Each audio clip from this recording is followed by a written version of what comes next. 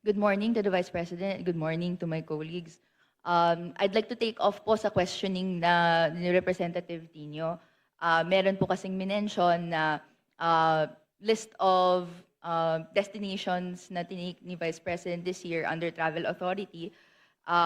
But we like to take note na in a press conference of the Office of the Vice President, meron pong security and staff na kasama si Vice President.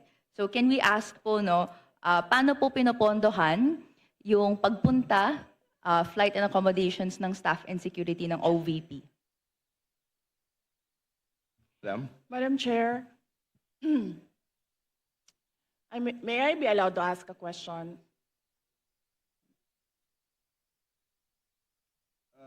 Depende sa nature, Madam Vice President. Yes. Magpinsan po ba si Congressman ko ngayon tsaka si Zaldi ko? Ano po yun? Gusto ko Mr. lang Chair, I can malaman. answer. Are they relatives, sir? Please answer, Congresswoman Rene.